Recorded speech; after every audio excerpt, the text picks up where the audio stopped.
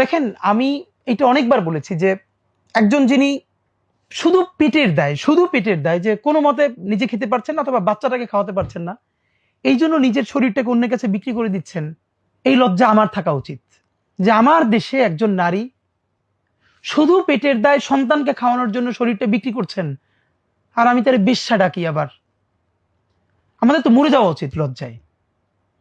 যে অন্য কোনো কারণে পতিতাবৃত্তি করে তার তো পক্ষ নেওয়ার কোনো কারণ নাই, কিন্তু এমন অনেক মানুষ আছে, আপনি রাতে বের হয়ে দেখেন বাচ্চার মুখে খাবার দিতে পারে না।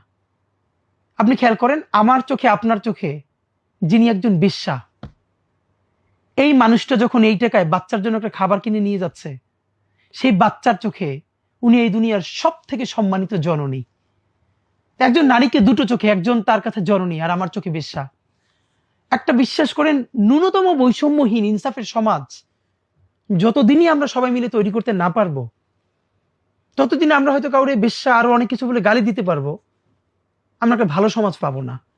এই দায়টা আমাদের সমাজের। আমরা এখনো বিয়ের খাবারে গিয়ে অর্ধেক খাবার নষ্ট না করলে আমরা জাতে উঠতে পারি না।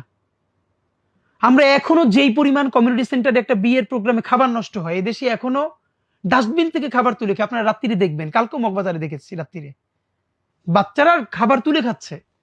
এই বাচ্চাটা আপনি হইতে পারতাম, আমি হইতে পারতাম, আল্লাহ আমাদেরকে এখানে পাঠান নাই।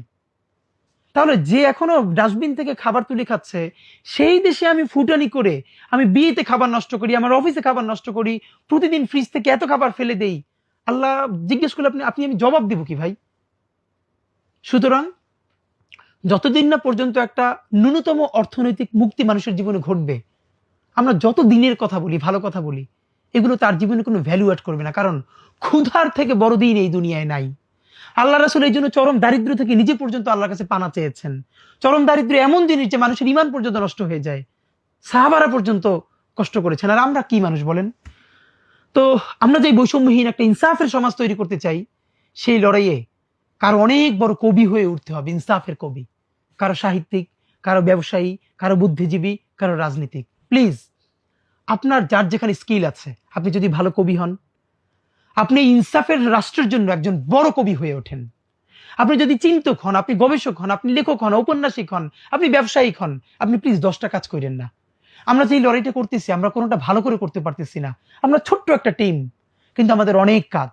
এবার যদি আপনারা কেউ অনুপ্রাণিত হয়ে কবিতাটার জন্য 10টা নজরুল দাঁড়ায় যায় আগামী 20 বছর পরে, 50 জন ব্যবসায়ী দাঁড়ায় যায় ইনসাফের পক্ষের জন্য, 50 জন রাজনীতিবিদ দাঁড়িয়ে যায়, তাহলে তো ইনশাল্লাহ এরকম এই দেশ আজীবন থাকবে না। আমরা একটা ভালো দেশ পাবোই। সেজন্য আমাদের সবাইকে এগিয়ে আসতে হবে। এটাই শুধু আপনাদের প্রতি আমাদের অনুরোধ এবং আবদার।